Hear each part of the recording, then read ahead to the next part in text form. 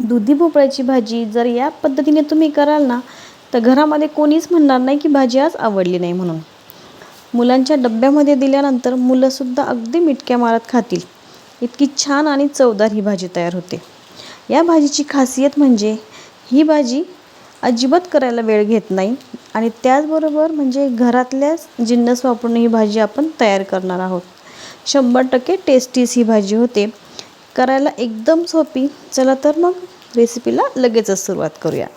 तर मी इथे अर्धी वाटी हरभऱ्याची डाळ रात्रीच भिजत घातली होती. भिजल्यानंतर ती 1 वाटी इतकी भरलेली आहे आणि नखाने आपण ती दाबून बघायची की ती छान अशी भिजलेली आहे. रात्रभर डाळ भिजवून घ्यायची म्हणजे सकाळीच भाजी झटपट तयार होते. आणि दुधी बघा अशा पद्धतीने आपण कोवळा दुधी घ्यायचा आहे. खूप जास्त कोवळा देखील घ्यायचा नाही आहे आणि खूप जास्त निब्बर पण घ्यायचा नाही आहे. याच साईजचा तुम्ही दुधी भोपळा घ्यायचा आहे. दोन्ही साईडचे टोकं कापून टाकल्यानंतर दुधी भोपळ्याचं आपण साल काढून घ्यायचं आहे. या पद्धतीने आपण दुधी भोपळ्याचं साल काढायचं आहे. साल काढत असताना जास्त खरडून काढायचं नाही आहे, फक्त वरचं साल निघलं पाहिजे. या पद्धतीनेच दुधी भोपळ्याचं साल काढायचं आहे. आणि तुम्हाला जर याचं साल आवडत असेल तुम्ही असंच ठेवलं तरीसुद्धा चालेल, पण ज्यावेळेस आपण भाजी बनवतो ना त्यावेळेस सालीचा थोडासा कडक असा भाग आपल्याला खाताना जाणवतो. तर बघा मग आता इथे मी भोपळ्याचं व्यवस्थित साल काढून घेतलेलं आहे. त्याचे 2 भाग करून घ्यायचे आणि अशा पद्धतीने आपण भोपळा इथे चिरून घ्यायचा आहे. भोपळा चिरत असताना खूप जास्त बारीक आपल्याला भोपळा चिरायचा नाही आहे. 1-1 इंच भरतील एवढे आपण तुकडे करून घ्यायचे. दुधीची भाजी आहे म्हटल्यानंतर भाजीमध्ये थोडाफार दुधी भोपळा तर दिसायलाच पाहिजे नाही का. आणि तुम्हाला जर आवडत नसेल ना तुम्ही एकदम बारीक चिरून घ्या आणि मग त्याची भाजी तुम्ही बनवू शकता. तर या पद्धतीनेच मी सर्व भोपळा इथे चिरून घेणार आहे. या भोपळ्याची आपण लगेचच भाजी करणार आहोत आणि तुम्हाला जर थोडासा वेळ लागणार असेल 5-10 मिनटं तर तुम्ही हा भोपळा पाण्यात टाकायचा, कारण हा जो भोपळा आहे ना तो लगेचच काळा पडतो. त्यामुळे एकतर तुम्ही चिरल्यानंतर लगेच भाजी करा किंवा मग मिठाच्या पाण्यात टाकून ठेवा. तर मी आता लगेचच भाजी फोडणीला टाकून घेणार आहे.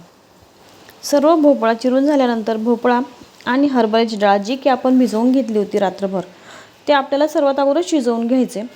तर मी आता कुकरमध्येच डाळ आणि भोपळा शिजवून घेणार आहे. सर्व भोपळा कुकरमध्ये टाकून त्यामध्ये मी जी 1 वाटी डाळ होती हरभऱ्याची ती देखील टाकून घेत आहे. यामध्ये मी पाव चमचा मीठ टाकलेलं आहे आणि पाव चमचा हळद टाकत आहे. डाळ रात्रभर भिजवून घेतली त्यामुळे शिजायला जास्त वेळ अजिबात लागत नाही आहे. तर मी इथे 1.5 ग्लास पाणी टाकले आणि कुकरच्या मीडियम फ्लेमवर फक्त मी 2 शिट्ट्या याच्या करून घेतलेल्या आहेत. कुकरची पूर्ण वाफ गेल्यानंतरच आपण कुकर खोलणार आहोत आणि कुकर थंड होतोय तोपर्यंत आपण इथे फोडणी करून घेऊया. तर कढईमध्ये मी 2 ते 3 चमचे तेल टाकून घेतलं. त्यानंतर अर्धा चमचा मोहरी आणि मोहरी व्यवस्थित तडतडली की त्यामध्ये जिरं आणि त्यानंतर लगेचच कढीपत्ता. यानंतर मी बारीक चिरलेला कांदा टाकला आहे. तर 2 कांदे मी इथे अगदी बारीक चिरून घेतले होते. ते कांदे मी इथे टाकून घेतलेले आहेत. सुरुवातीला फास्ट गॅसवर आपण मिनिटभर कांदा व्यवस्थित परतून घेणार आहोत. कांदा व्यवस्थित आणि लवकर परतला जावा त्यासाठी मी यामध्ये अर्धा चमचा मीठ टाकलं आहे. तर आता मी गॅसची फ्लेम कमी केली. कांदा व्यवस्थित गुलाबी रंगावर आलेला आहे आणि त्यानंतर यामध्ये मी 1 टमॅटो टाकलेला आहे. टमॅटो मी नेहमीच बी काढून टाकते टमॅटोचं, नंतर टमॅटो वापरते. तर या ठिकाणी सुद्धा मी आता टमॅटोचं बी काढून टाकलेलं आहे. टमॅटो व्यवस्थित मिक्स करून घ्यायचा आणि यानंतर यामध्ये आपण आलं लसूण पेस्ट टाकलेली आहे 1 चमचा. आलं लसूण पेस्टमध्ये देखील मी मीठ टाकलेलं आहे. ही पेस्ट जी आहे ना ती मी घरीच बनवलेली आहे. भाजी करताना आपण नेहमी लक्षात ठेवायचं आपण भाजी शिजताना किती मीठ टाकलं किंवा कांदा परतताना किती टाकलं. आलं लसूणमध्ये देखील मीठ असतंच, त्यामुळे भाजीचा मिठाचा अंदाज घेतच आपण भाजीमध्ये मीठ टाकायचं आहे. आलं लसूण पेस्ट व्यवस्थित परतून झाल्यानंतर त्यामध्ये मी अर्धा चमचा हळद आणि 2 चमचे कांदा लसूण मसाला टाकलेला आहे. तर हा कांदा लसूण मसाला देखील मी घरीच बनवलेला आहे. याने खूप छान रंग येतो भाजीला. मसाला व्यवस्थित परतून निघावा यासाठी किंवा मसाला जळू नये त्यासाठी मी यामध्ये जे आपण पाणी शिजवून घेतलं होतं ना डाळ आणि भोपळ्याचं तेच अगदी 1 ते 2 चमचेच मी पाणी टाकले थोडंसं आणि मसाला व्यवस्थित परतण्यासाठी ठेवून दिलेला आहे. तर कमी गॅसवर मसाला परतून होत आहे तोपर्यंत आपण जी डाळ आणि भोपळा शिजवून घेतलेला आहे ना ते थोडंफार घोटून घ्यायचं आहे. खूप जास्त पण घोटायचं नाही आहे. त्यामध्ये डाळ आणि भोपळा दिसला पाहिजे आणि थोडाफार स्मॅश देखील झाला पाहिजे अशा पद्धतीने. यानंतर जे आपण घोटून घेतलेलं डाळ आणि भोपळ्याचं मिश्रण आहे ना, ते यामध्ये टाकून व्यवस्थित मिक्स करून घ्यायचं आहे. बघा किती छान असा रंग आलेला आहे भाजीला. ही भाजी बघितल्यानंतरच कोणी म्हणणार नाही की मला दुधी भोपळा आवडत नाही म्हणून.